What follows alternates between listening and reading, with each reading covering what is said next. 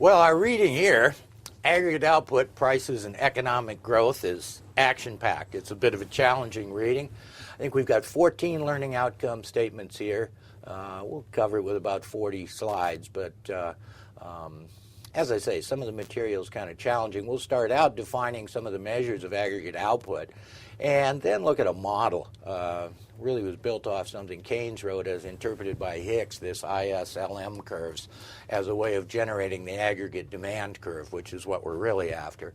Once we get an aggregate demand curve for the whole economy, we'll take a look at short-run aggregate supply, short-term and long-term aggregate supply for the economy, and talk about equilibrium and how some of these things move together. And then we'll wrap it up with just a little bit on growth economics and how capital and labor interact to generate output or output per capita. So let's jump in with some definitions. We'll start off with our most straightforward one, I guess, GDP, gross domestic product. And that first line says it all, but then we got to look at a few things. Market value of all final goods and services produced in a country's economy. So one reason we're taking final goods and services, we don't want to look at intermediate goods, parts made as part of a jet engine or something like this. Well, the value of those is going to be captured in the final price of the jet engine. So we don't look at any intermediate goods. We're only going to look at goods that are valued in the marketplace, that we've got market prices on, with a couple of exceptions here at the bottom of this list. And we're going to talk about things produced during the period. You'll notice at one point we adjust for changes in inventory, because if we looked at everything purchased in the economy during the period, but more was produced so that inventories built up, we got to look at that change in inventory to capture those products that were produced but not sold during the period, whether it's a quarter or a year or whatever. So we also want to include the rental value of owner-occupied housing, because people that own their own houses, well, these are productive assets. These are physical assets, and they produce economic benefit, housing services. So even though it's owned by the user of those services, we still want to value those services as output when calculating GDP. And we value also government services, but not at their value because they're not traded, but we value them at cost. And the last note here says not transfers, and that's just refer to the fact that some government spending is transfer payments, whether it's unemployment or Social Security, retirement benefits, or disability benefits, or welfare, or anything like that. Those are all transfer payments, and so that's just shifting around to the wealth, not the creation of economic value, so we're not going to count those when calculating gross domestic product. And so, as you may have figured by now, there's two ways we can approach calculating this GDP. We can either look at the incomes of all the factors of production. So this is the earnings of households, earnings of businesses, and government income through taxation. We can look at all that income and add it up. And interest income, dividend income. So housing services, as I mentioned, this is all coming from our stock of physical capital and labor. Now, another way to look at it would be to look at the expenditures. Add up all the market values of all the final goods and services produced in the economy. Or sum the increases in value. Now, the point here is we can take either approach statistically, either looking at all the incomes or all the expenditures. And these should be the same theoretically. There'll be statistical discrepancies between the two just because the numbers are never as clear as what you would like. But those two approaches get us to the same thing, GDP. Now, these 2 points under expenditures approach, all we're saying here is if we take the final price of the good, that will include all the additions to value as it moved through the productive process. And we'll have an example of that in just a minute. So GDP calculated either by the income or the expenditures approach. If we add them all up and do it right, they should be equal. Now this is, you can write big deal on your slide right here, and I'll write it on mine. It's not that hard to do. This is a big deal. This equation here says GDP from the expenditures approach is the spending of consumers, the spending of businesses on investment in physical capital, raw materials, all of that, and government spending. And then net exports, X minus M. So we call this often net X. And when we add up all those sources, that's all the expenditures in the economy. And the reason I put that this is a big deal, we're going to use this. We're going to use this to understand how changes in these various components of GDP change the economic equilibrium. Now, I mentioned that if we add the value added at each stage of the production process, we come up with the sum, right? The sum of the value added. Well, over here on the left, we've got value added at each stage. So the materials are $1.21 here, or 1.21 pounds. The fabrication, 2 pounds 18 pence. Assembly, 3.38. And so if we add all those up, we get to this same amount right here. So these are received at each stage, so the value added, $1.21.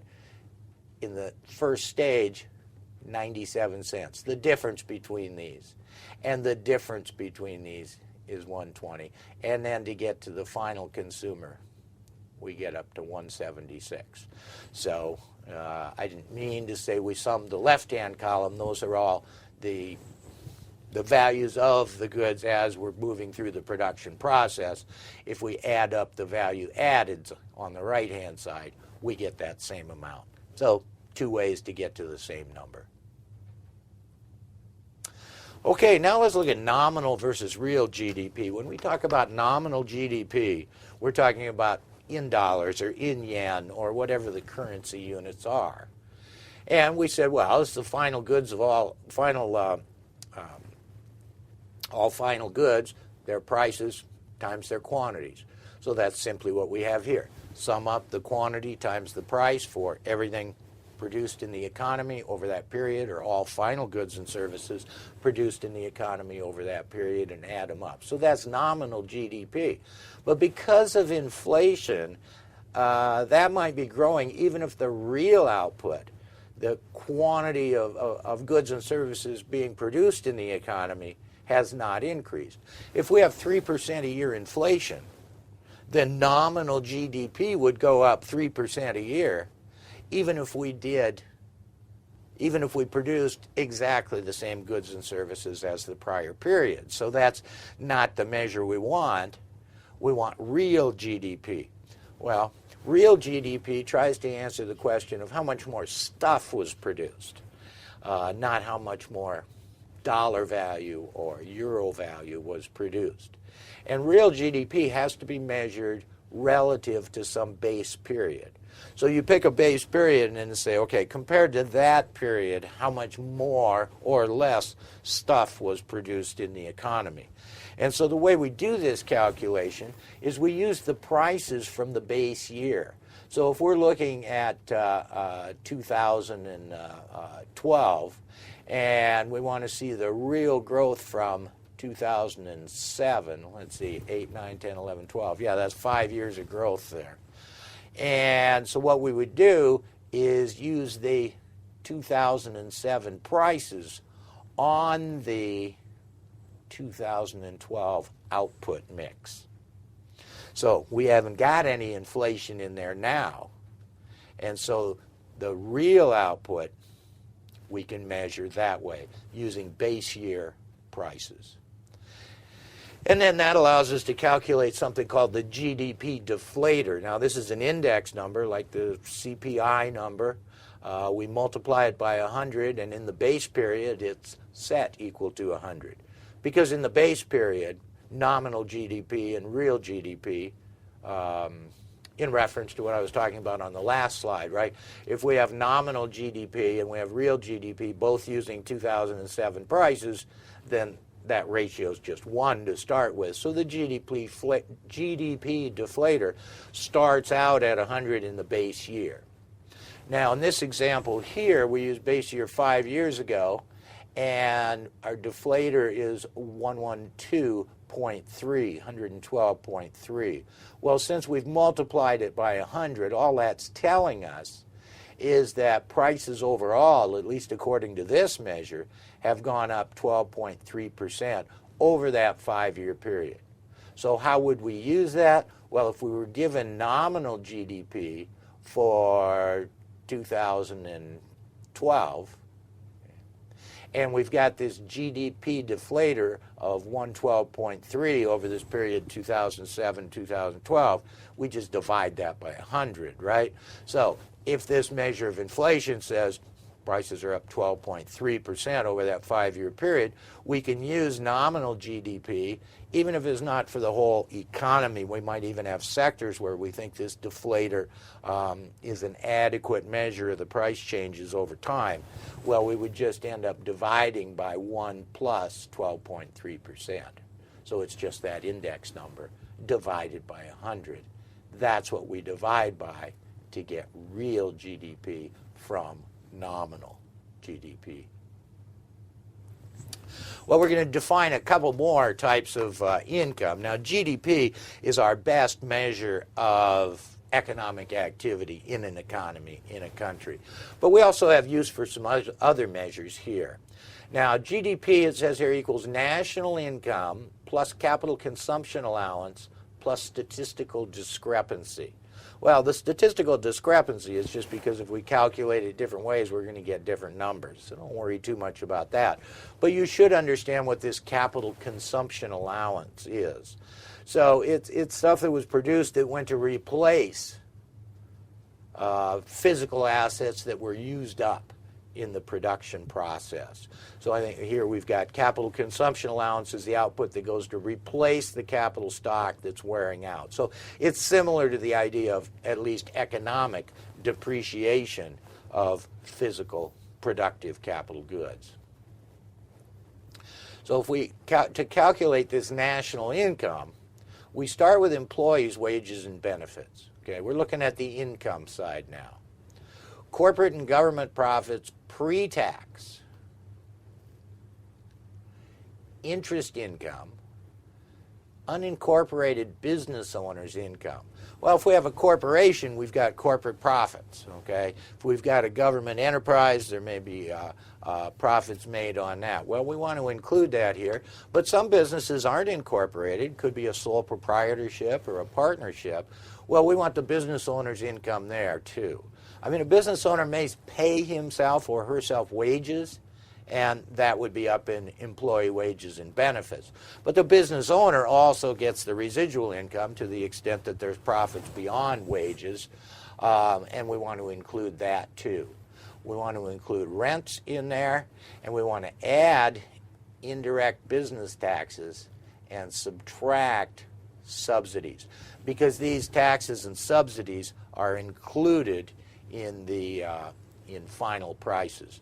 Now, indirect business taxes, as opposed to an income tax, are things like a sales tax or a value-added tax or something like that. So we want to add those taxes on, their income to government, and subsidies are expenditures by government. So if the final price with a subsidy, we want to reduce it by that, because that was already counted in tax revenue that's being used to subsidize the production of some goods. I guess ethanol would be a good example where the government spending encourages the production of ethanol to mix with your gasoline. Okay, personal income is national income, that whole list we had, plus transfer payments. So transfer payments to household end up as personal income. So if you're getting a Social Security benefit from the government, an unemployment benefit from the government, this goes into personal income. But now we're going to subtract out these indirect business taxes, because they don't go to individuals. We're going to subtract out corporate income taxes because they don't go to individuals either, and any undistributed corporate profits. Remember, corporations can pay out some of their profits, or all of them, I suppose, as dividends. That is personal income. But to the extent they retain earnings and don't pay it out to the shareholders, that's undistributed corporate profits. These are not paid out to people, so we want to subtract them from this whole big thing, national income, in getting down to personal income. And the main thing we want personal income for is to calculate personal disposable income, and we just want to subtract off personal taxes there.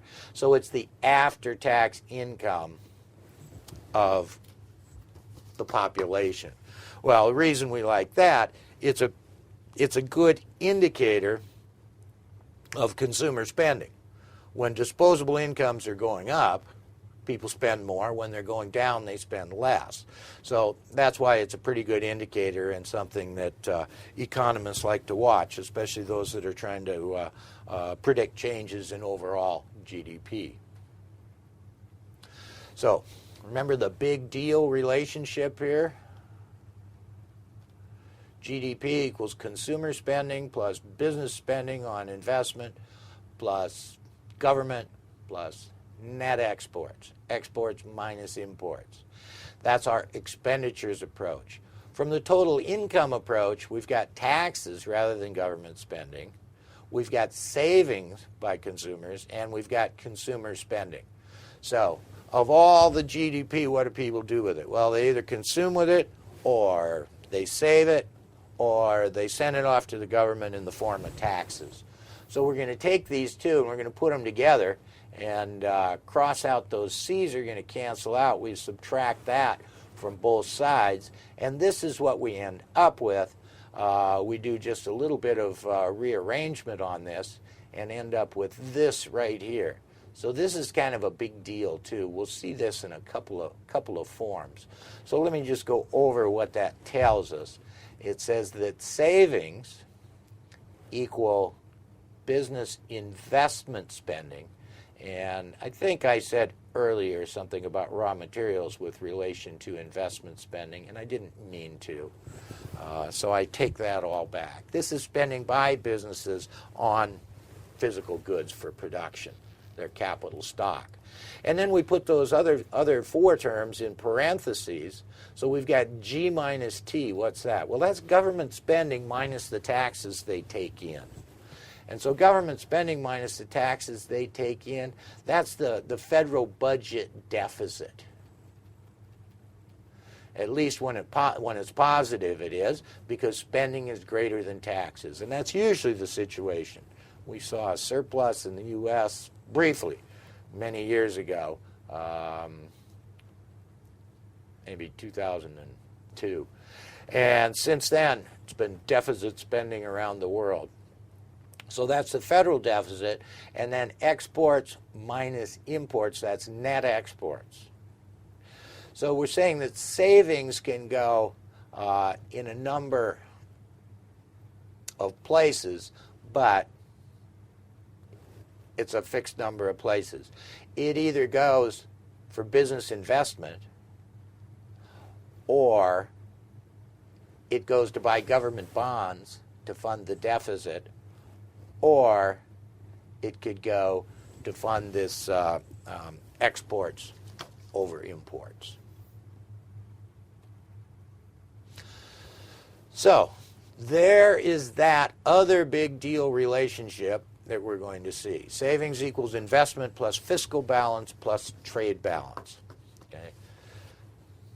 So this slide basically says what I just said. They're either invested, used to finance government subsidy, or used to fund a trade surplus. Now, of course, G minus T could be negative, X minus M. If we have more imports than we have exports, we have a trade deficit, that could be negative as well. But I just word it this way to give you a little intuition and hopefully make this easier to remember. Okay, so now we get to something, you see this IS curve, and this is probably the toughest part of the material in this reading. But as far as what's required by the learning outcome statement, we really need to just know, for purposes of the exam, how this IS curve and these LM curves create an aggregate demand curve. That's what we're after. So the overall point of view here is that this IS curve is equilibrium in the goods market. So when income equals planned expenditures, expenditures equal income, that's our equilibrium in the goods market. Our IS curve is going to show us different equilibrium points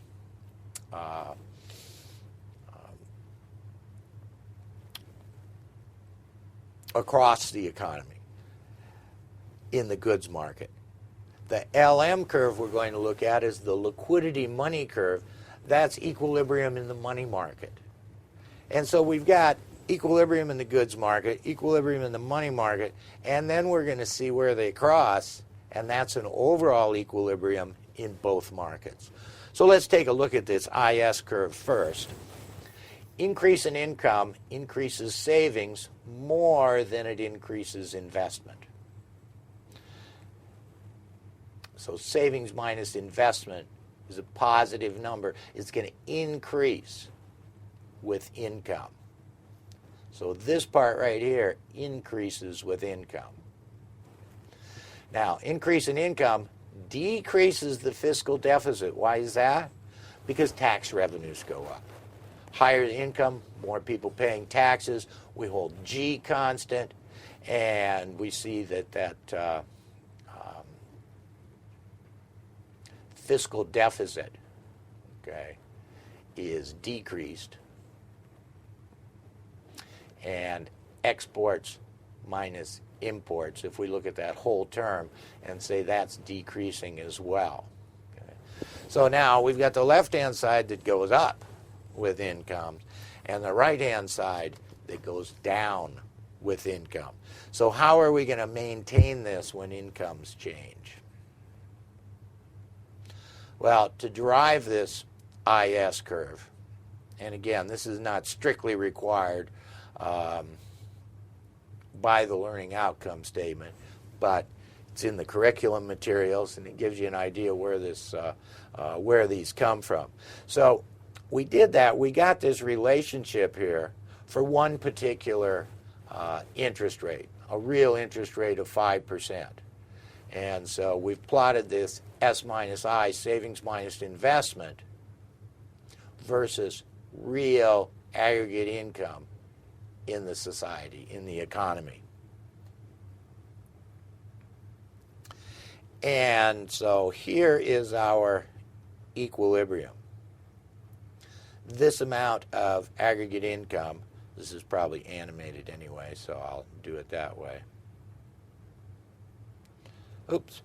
Okay, so that's our level of aggregate income where there's equilibrium in the goods market for a real rate of 5%.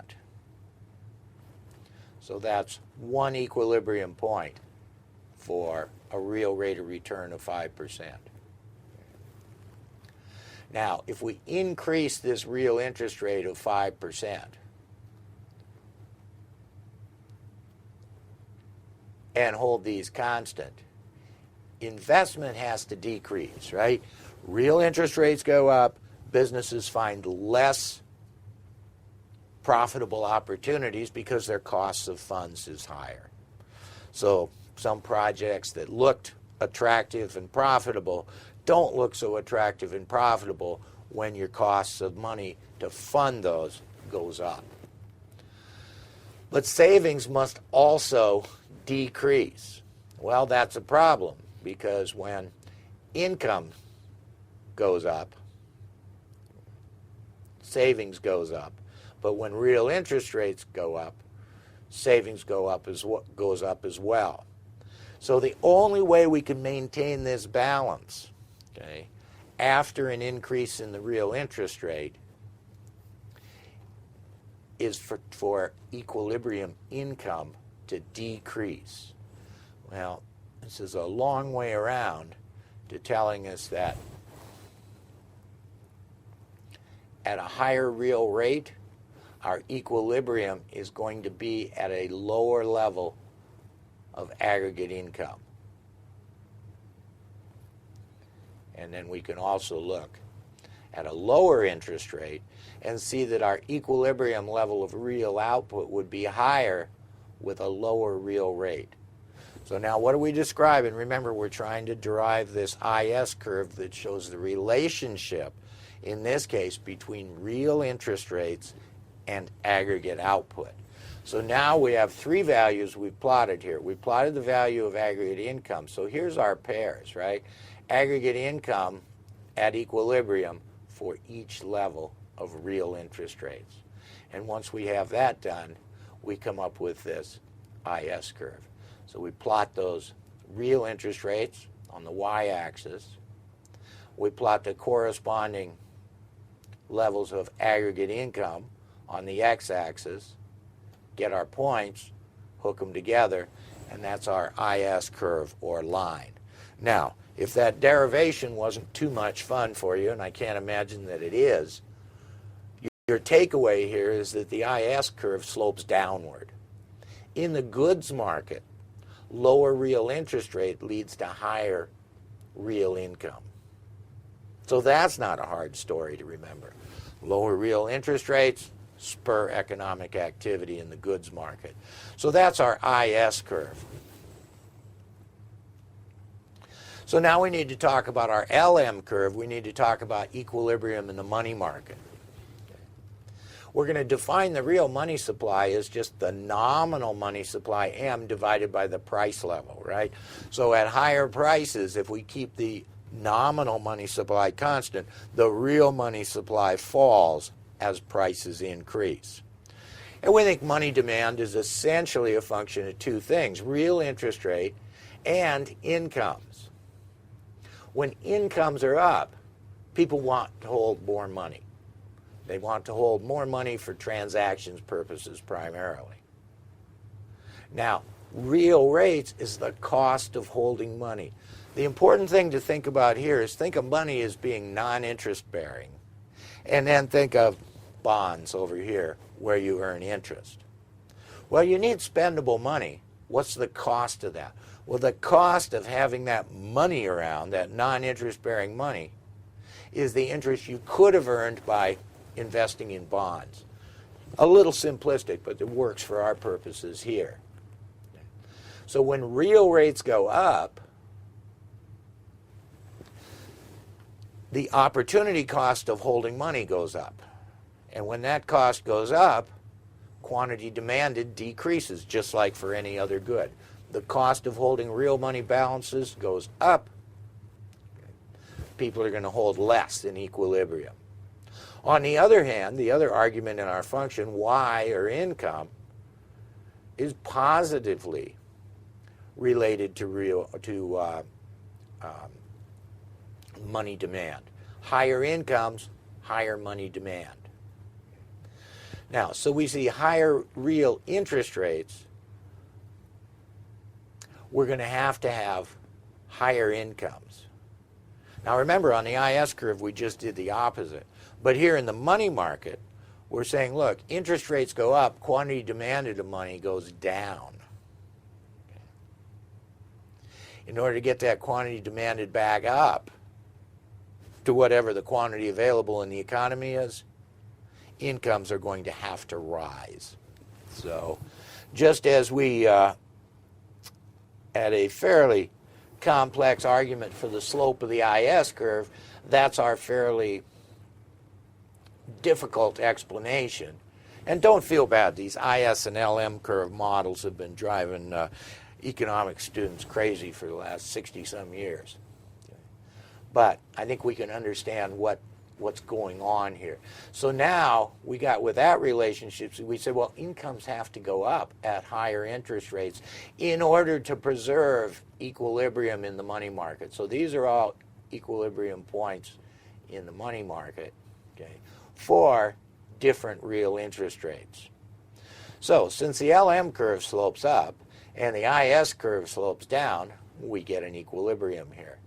And this point right here represents the real interest rate and real income equilibrium that is an equilibrium in the goods market because it's on the IS curve, and it's also an equilibrium in the money market because it's on the LM curve. So that's our LM and IS curve. So I want your takeaway to be from this is the LM slopes up, the IS slopes down. And what have we held constant? Well, we've held the nominal money supply constant. We've actually, in drawing that LM curve, we held the real money supply, M over P, constant. So now the story is, in order to get the aggregate demand curve, we're going to plot the LM curve, these money market equilibrium pairs, at a higher price level. We said the real money supply was M over P, price level up, this whole thing goes down. So at a higher price level, we've got a lower real money supply. If we decrease the real money supply, we get a new set of equilibria in the money markets, and that's this second LM curve here that intersects our IS curve right here. And we can also look what happens. Well, what if we decrease the price level so that we increase the real money supply? Well, then we get a different LM curve. So don't get too daunted by this. We had one LM curve and our IS curve. We started varying the real money supply, and we can get different LM curves and look at those intersections. So just as we did when we were constructing that IS curve, we can take these intersections, and now we want to plot the price level versus equilibrium real income. And we'll do that just by putting these pairs on. Now, the thing is, with the IS-LM model, we had real interest rates on the vertical axis, the y-axis. So please remember that. And then we tweak the price level to get an aggregate demand curve, because our aggregate demand curve shows real output demanded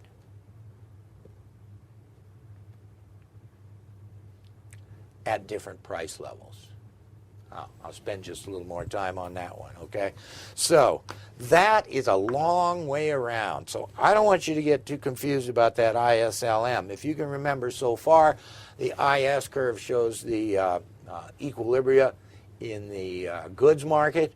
We can draw an LM curve for each level of the real money supply, plot out some points, and those points are the aggregate demand curve that shows the relationship between the price level and real aggregate income. So another way to say that is we kept the nominal money supply constant when we drew the LM curve, and then as we varied the price level, nominal money supply stayed the same, but prices up, real money supply down, prices down, real money supply up. That's how we got our aggregate demand curve. And this is what we were really after anyway, is a downward sloping aggregate demand that says, well, at lower price levels, aggregate demand, and what's aggregate demand? Well, C plus I plus G, government spending, plus net exports. That's what we've plotted here.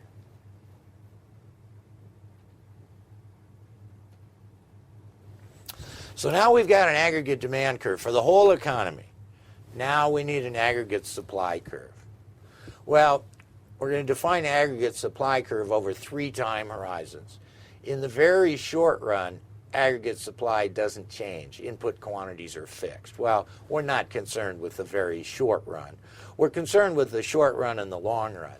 And how do we differentiate those in this model of the overall economy? Well, we're going to say in the short run, input prices are fixed, especially wages. So in the short run, we'll hold input prices fixed. And this seems a little odd because we're going to allow the prices of final goods, this price level on the y-axis, we're going to allow that to vary. But in the short run, we're going to hold input prices fixed. And primarily wages, but it could be other important inputs like energy. In the long run, these input prices can vary, and that's what's going to get us back into equilibrium, right? Disequilibrium is a short-run phenomenon. We get away from our long-run equilibrium, there's got to be some sort of mechanism to get us back. Well, that mechanism in this model is changes in input prices. We'll see when the economy is producing at a high level, an expansionary economy greater than full employment.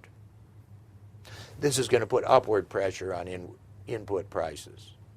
And when we're in recession, unemployment rises, we're at less than full employment GDP, then there's downward pressure on wages, as you could think of workers competing for jobs in a recession and companies competing for workers in an expansion. So that's how we get back to long-run equilibrium.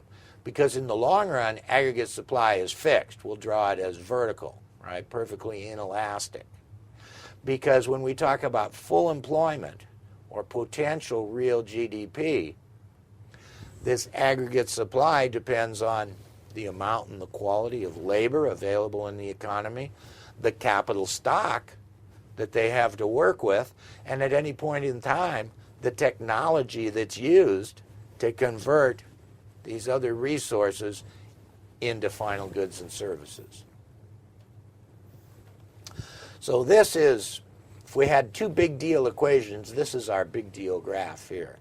Well, especially once we add aggregate demand back to it. So here's our vertical long-run aggregate supply. This is an upward sloping short-run aggregate supply. We held wages fixed in drawing this. Input prices fixed. Why is it upward sloping in the price level? Well, remember I said we're going to hold input prices fixed, but we're going to allow the prices of final goods and services to go up. That's the price level we're looking at on the y-axis. So think of yourself as a business owner. Your costs are staying the same for your inputs, and you see the price of your output going up. Profits are increasing. What do you want to do? You want to expand, and you want to produce more. So that's why this short-run aggregate supply curve is upward sloping. So let's talk about the aggregate demand, what moves that around, then we'll talk about what moves aggregate supply around, and then go back to our equilibrium model. Aggregate demand curve shows relationship between, and please remember what's on the axes. You don't understand the relationship being described in a curve unless you know what two things, at least in a two-dimensional graph, what two things are trading off and what the direction of the trade-off is. So it shows this negative relationship between price level and the real quantity of final goods and services demanded. And what are the components? Well, as I mentioned, our big deal equation, C plus I plus G plus net exports. That's the sources of demand: consumers, businesses, government, and net foreign demand. Shifts in aggregate demand. Well, now we can look at these various pieces and know what's going to shift aggregate demand. Increases in wealth increase consumer spending. When consumers feel richer, when the prices of their houses are going up, they feel richer, they spend more. If individuals' expectations or business expectations for economic growth increase, that's going to increase aggregate demand. When the future looks brighter, people spend more now. When the future looks brighter, businesses invest more now. And it's also true that when capacity utilization runs over above 85%, so that there's not much slack in the productive capacity, then businesses tend to increase their investment spending. Well, anything that increases or decreases C plus I plus G or affect net exports can shift this aggregate demand curve. What do increases in the tax rates do? Well, increases in the tax rates lower personal disposable income, lower spending. So a decrease in demand from increases in tax rate. Increases in government spending, well, that's very direct. If G goes up, aggregate demand goes up. What about increases in the money supply? Well, increases in the money supply, holding prices constant, tend to reduce equilibrium real interest rates, and that's going to increase business spending, right? If I can borrow money more cheaply, there's more projects for expansion that look profitable. So business investment spending increases. What about consumer spending? Well, much of consumer spending, the large ticket items, are often purchased on credit, like homes, cars, appliances, home remodeling of various sorts, sometimes furniture. Well, since that's the case, purchases of these items are going to be sensitive to real interest rates. Lower the real interest rates, more likely, or the more you might spend on a car or a home or appliances or these so-called durable goods. What about depreciation of the currency? That's going to increase net exports. Import prices up, export prices down. Well, a little later in economics, we'll talk about the international economics in some of this, but for our purposes now, a depreciation in the currency means it's less valuable relative to another currency. So if the current exchange rate were $1 and, let's make it $1 and, I'll start over. Here, I can start over this way. Let's say it's $1.30 US per euro. Well, if the US dollar depreciates, that means this number goes up. If the US dollar gets less valuable relative to the euro, then maybe it takes $1.32 to buy a euro. So an increase in that number right there, that's a depreciation of the currency. So what's the effect of this on imports and exports? And it's pretty straightforward. Okay? Something that costs 100 euros after the depreciation is going to cost more than that. Okay? 100 euros worth of goods initially costs $130 US. After the depreciation of the exchange rate, it's going to cost $132. So imports are now looking more expensive in US dollar terms to US consumers. But to consumers in Euroland or the Eurozone, US goods prices are now less in euros. So that's why we say with a depreciation of the currency, import prices for US buyers are up, export prices to Eurozone consumers have gone down. And so that's going to change net exports. Well, which way is it going to change it? Okay. Well, we'll import less stuff because prices are up. We'll export more stuff because prices are down. And that's going to make our balance of trade look better. Exports increasing, imports decreasing. Remember, this is simply X minus M. So those are all the things that can shift the aggregate demand curve. What about aggregate supply?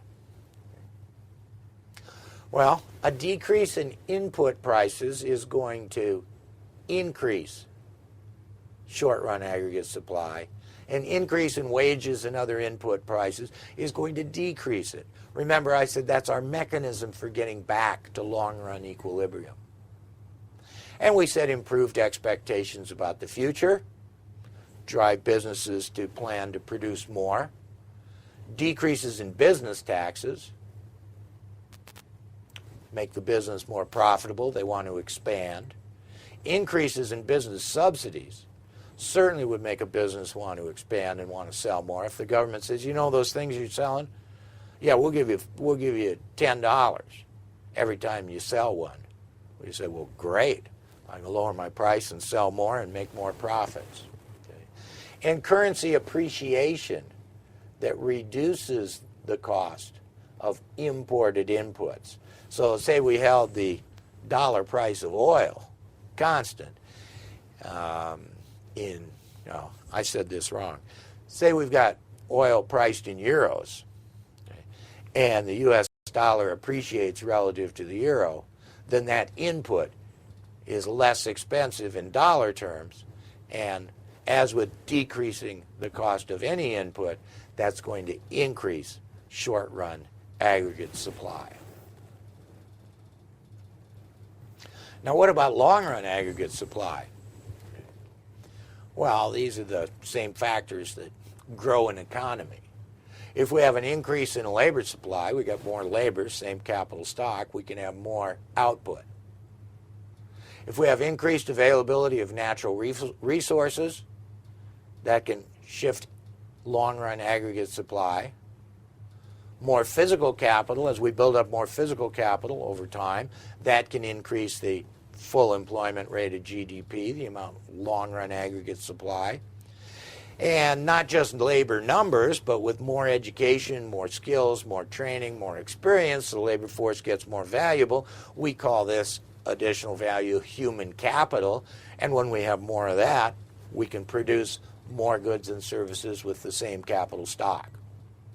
And advances in technology. I mean, that's what advances in technology mean, really, in production, is that I can take the same resources and get more stuff out of it. So I can take the same physical capital, the same labor and human capital, put it together and get more stuff. So over time, this long-run aggregate supply curve, which we also call full employment GDP, or potential GDP, is going to increase over time. It's going to increase as the labor supply increases, as the stock of physical capital increases, as the labor force gets more skilled, and also as technology advances. That long-run aggregate supply is going to shift out to the right. Our economy is growing. The productive power of the economy is growing. Now let's show why we want this aggregate supply, aggregate demand curves here. And we're going to start out here with two short-run disequilibrium situations. In the first one, we're at below full employment. Think of this as being a recession. Recession because we're under, let me put FE here, we're under full employment GDP for whatever reason. Here's the price level. Here's the level of real output. Now, what did I say the mechanism was to get us back to long-run equilibrium? Well, we've got to move that short-run curve over time. And the idea is in a recession, higher unemployment, lower use of productive inputs, these prices should fall. And that's what the classical economists said. They said, oh yeah, if we get down here, if we have a recession, we have a business cycle swing to less than full employment GDP, what's going to happen is wages and other input prices are going to fall. And decreases in those input prices does what to aggregate supply? It increases it. So it's going to shift it out to the right here, which I think is animated. Let's see.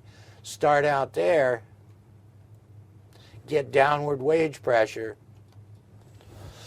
excuse me, and that shifts us out to a new short-run aggregate supply curve, and we're back in equilibrium.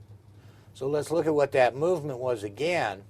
because, let me clean up my mess here, because we start out here at this price level and this output, as wages and the prices of other inputs decrease, short-run aggregate supply increases like this, and our price level falls to here, and our output gets back to this full employment level along our long-run aggregate supply. So that's what the classical economists said. Everything's fine. Input prices adjust when we get into disequilibrium situations. So now let's look at a above full employment short-run disequilibrium. We were above full employment GDP, which is a temporary condition. And we're holding input prices constant and plotting this short-run aggregate supply curve. So there's our equilibrium at GDP 1 and price level 1.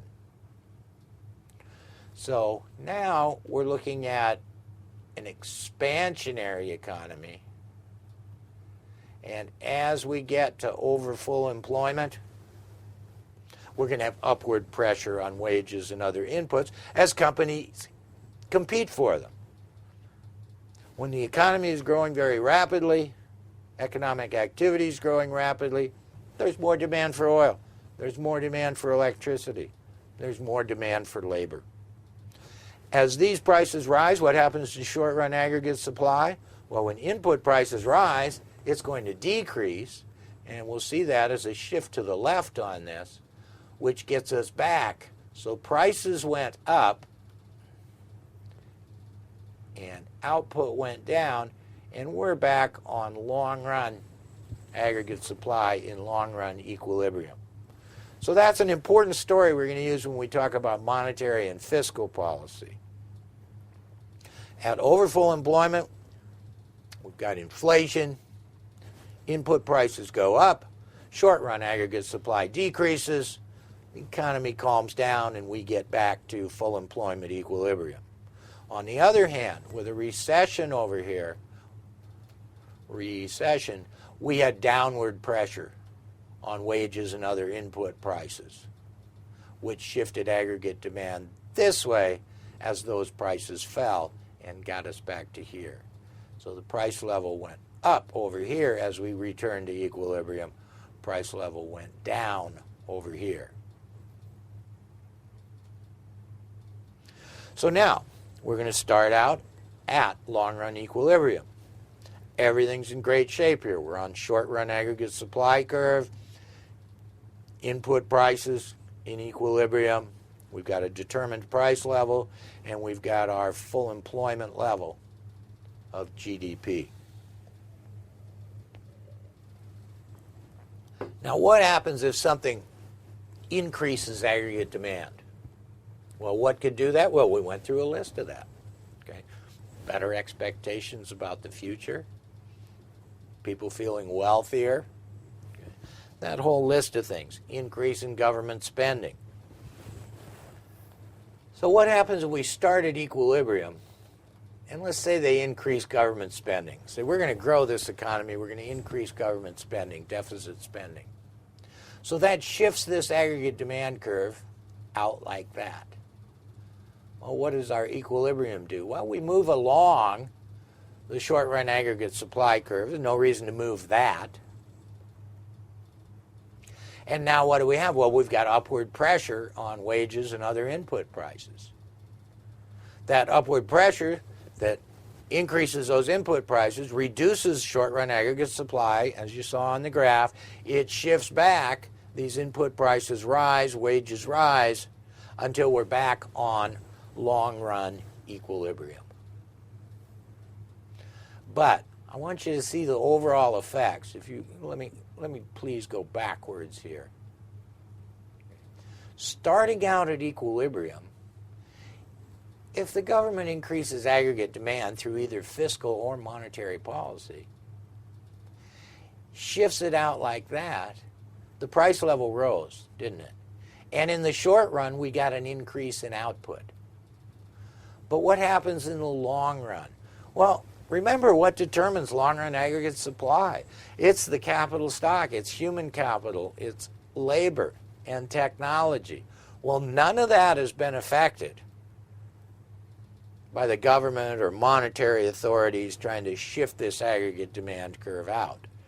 We're at temporarily over full employment, but in the long run, input prices rise.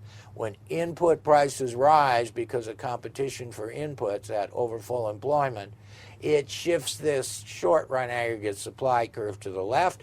We get a new equilibrium. Prices went up again, but what was the effect on real output in the long run? In the long run, no effect on real output of shifting that aggregate demand out, increasing aggregate demand when it's already at long-run equilibrium on the long-run aggregate supply curve. Excuse me.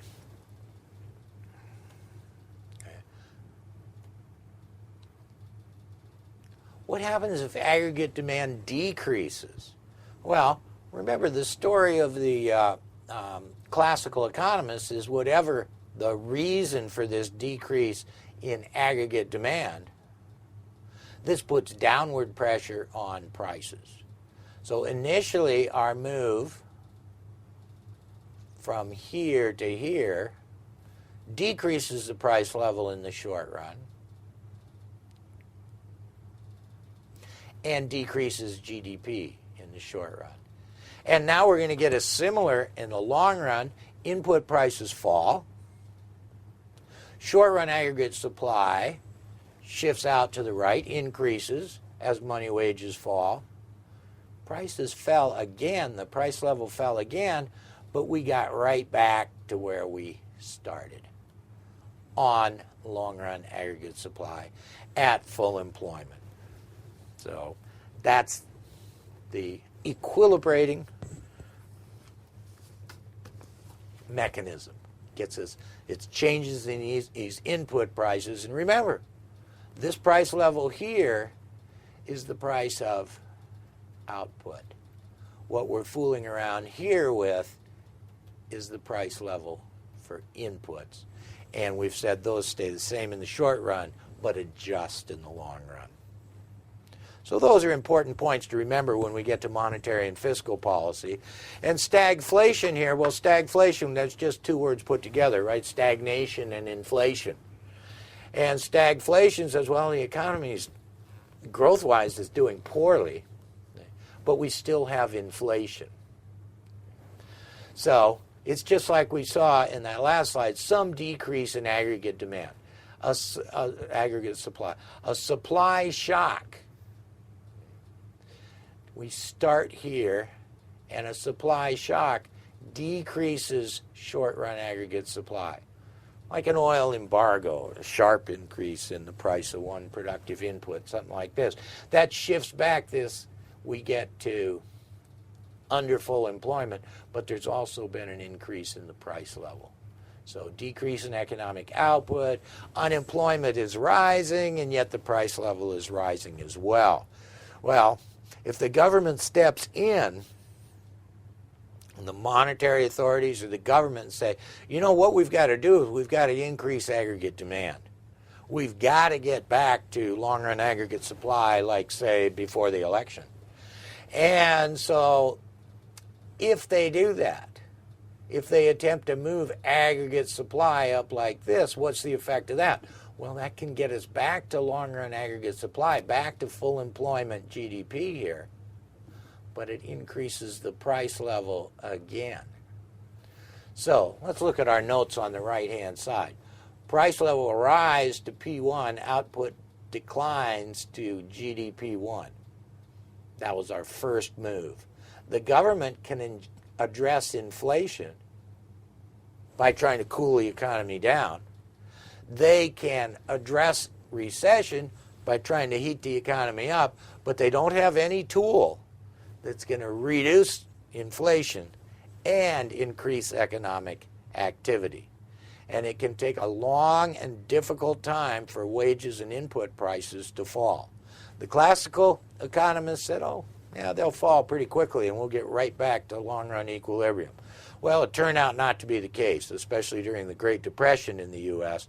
We found out that we can be at under full employment significantly for prolonged periods, and this really went against what the classical economists said, and that's where Keynes and the Keynesians came in, and they said, no, you really have to shift up aggregate demand. If you sit around waiting for these input prices to fall, you're going to have a long and difficult road because they're sticky. They're not going to fall, at least not fall rapidly enough to get us back to full employment equilibrium. So the government can come in and shift aggregate demand by increasing spending, reducing interest rates, things like that. That raises price level further and just gets us back where we started. If they want to fight the inflation, then they have to go the other way. That's going to aggravate unemployment and reduce overall economic output. So now we're going to talk a little bit about growth economics. And what are the sources of economic growth? Well, that long-run aggregate supply was our measure of the output of the economy when it's at full employment. So the same things that move that long-run aggregate supply curve are going to increase economic growth. If our labor supply grows, we can produce more stuff. If there's more natural resources, we can produce more stuff. If we had more physical capital, productive machinery, we could produce more stuff. And if the labor pool, labor force, was higher quality, had a higher level of skill, we could produce more. And if technology improves, we can produce more. And we've seen over time, even in our lifetimes, sometimes technology moves very rapidly, and it can be industry to industry. We've seen a great increase in technology that's increased the productive capacity for oil and especially natural gas. Okay? But we can also have technology such as the introductions of better communications, better computing power, everything like that, that has really raised productivity across the economy. So those are the 5 factors that can move the long-run aggregate supply, and those are also the sources of economic growth, growth in the output, real output of an economy overall. So we need to define something called sustainable growth. Well, our potential GDP, or full employment GDP, if we take aggregate hours worked times labor productivity measured as value of output per hour, then it's clear to see that if we multiply those two things together, we'll get total potential output.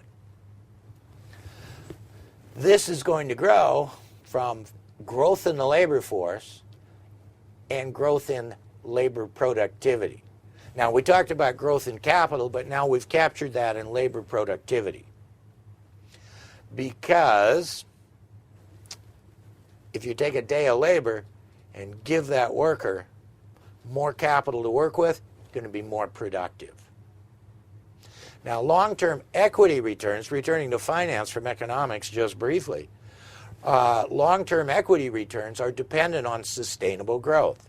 Look, equity prices are the value of the companies, the corporations, at least the listed ones, publicly traded ones within an economy. As that economy grows, the value of that equity is going to grow as well. So, and historically speaking, long-term equity returns are closely related to growth in the overall productive capacity of the economy. So we've got a couple approaches now. We've got 2 approaches we want to look at to analyzing growth economics is what we're looking at here. And we've got a couple of approaches, pretty straightforward. Let me take you through this one right here. Y is our aggregate economic output. This is the amount of labor, and that's the amount of capital. So we've got this function of labor and capital, and we think output is increasing in labor and increasing in capital, right? So positively related to both of those arguments in the function. And then we've got that A term, that's total factor productivity. The increase in output above what we got from increasing labor and increasing capital. So advances in technology would certainly end up in that multiplier there, total factor productivity. So total output equals the output based on this output function for labor and capital as its two inputs, and this multiplier, total factor productivity. Okay, that was straightforward. Now we're going to fool around with that equation a little bit. We're going to divide both sides by L. And if we divide both sides by L, we see that this is a function of how much capital per each unit of labor. The idea is you take an amount of labor and start adding capital goods, and productivity goes up and up and up. But because of diminishing marginal productivity, as we hold the quantity of one input constant and keep adding more and more and more of another input, at some point these gains from workers having more machinery starts to decrease. I mean, we start out with labor, and let's say we want to do some farming, and we get them some hoes and shovels instead of sticks, productivity goes up. Okay. Now we get them a plow and a couple of oxen, productivity is going to go up. Well, now we get them a newly designed plow and some other machinery that can be pulled behind horses, and productivity goes up. Well, now we give them a John Deere tractor, nice air-conditioned, stereo, radio back to the house to call for lunch, laser sighting to keep you straight on the field. Yeah, productivity per worker is certainly going to go way up again. But you can see there's limits to that. And maybe based on technology, but at this point, what more? You know, how much more could we get from a bigger tractor or a faster tractor or another tractor, given that we're holding other inputs constant? Well, not a whole heck of a lot. So we have diminishing marginal productivity of capital as we add more and more capital to a fixed amount of labor in terms of productivity gains. So now we can break this down into our components of economic growth. The weight in capital and the weight in labor is their factor shares of the output. Right? If in a simple economy we define it as just two inputs, capital and labor. Well, capital gets paid some of the output, and labor gets paid the rest of the output. So those are the weights, the percentage of national income that capital and labor are getting. So the growth in this long-run aggregate supply curve, this growth in potential GDP, take the factor share of capital and multiply it by the growth in capital. Take the factor share in labor and multiply it by the growth in labor.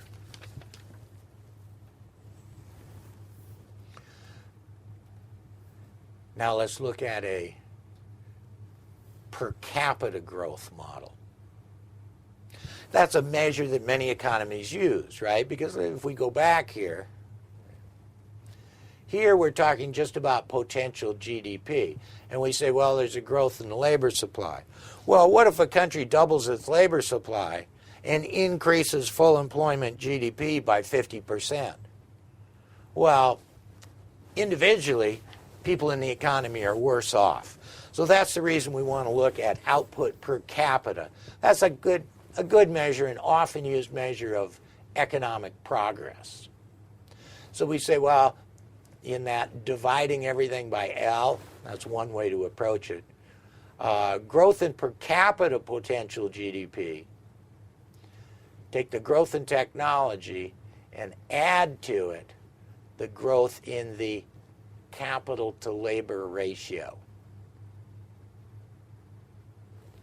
Now, in developed countries, that capital to labor ratio is high. That's how they became developed countries. And when it's high, we get diminishing marginal returns to additional capital. So, in this growth economics framework, we're going to say that if you want more growth in per capita GDP, once you hit these high levels of capital per worker that we have in developed countries, additional growth is going to have to come from this piece right here, technological advancement. So that's one of the key takeaways from that view of growth economics. Let's take a look at a numerical example of this total productivity. I mean, the math is certainly not challenging. We need to remember the formula, but it gives us some insights into this model so we understand it better. Okay. Here was our formula. It said the growth in potential GDP equals change in total factor productivity. Okay. And here we have labor's share of national income, 70%. That means that capital's share of national income, so this is WC, has got to be 30%. Well, we've had a 6% increase in the labor force and a 5% increase in the capital stock. So we plug those in, and what do we find? Well, we find that total factor productivity equals 1.3%. Because 70% times 6%, well, that's 4.2% there. And 30% times 5%, well, that's going to be, 1.5% there. Add those up and get 5.7. Well, overall, we saw an increase of 7% in output. So 4.2 of that came from the increase in the labor force. And 1.5% of that increase in output came from growth in the capital stock. All the rest of it came from this total factor productivity. And typically we think of that as an improvement in technology. Okay, one last problem here I'd like you to wrestle with, help cement some of these ideas so you can carry them along with you. When the economy is operating at full employment GDP, the short-run and long-run effects of an increase in the rate of growth of the money supply are too. Well, we know about equilibrium in the money market. Increase in the growth rate of the money supply, at least in the short run, decreases real interest rates, increases production, output. But remember from our graphs, in the long run, because we're starting at full employment. So we increase the growth rate of the money supply, that increases aggregate demand. And we shift up that short-run aggregate supply curve. So in the short run, real GDP is going to increase. But what did we say happens in the long run? In the long run, because we started at full employment, that's where we're going to get back to. We lose that short-term increase in real GDP, and prices go up more. So B, I think, is our correct answer. Let's make sure. Yeah, it's the right answer. What's wrong with A? Decrease real interest rates in the short run? Yeah, that's fine. Increase real GDP in the long run? No, no, no, no, no. You can't increase real GDP by printing money. Not when you're starting at full employment. And C says increase the price level and real GDP in both the short and long run. Well, that's wrong here because in the long run, we aren't going to increase real GDP. So aggregate demand increases. We get to over full employment in the short run. That increases those wage pressures. Input prices go up. Short run aggregate supply decreases. Output declines in the long run, and prices go up a little bit more. So this increase in the money supply starting at full employment GDP is going to translate all into higher prices in the long run with no long run gains in the potential output, the actual output in terms of real goods and services of the economy. So we'll see some of this when we look at monetary and fiscal policy a little later in the curriculum.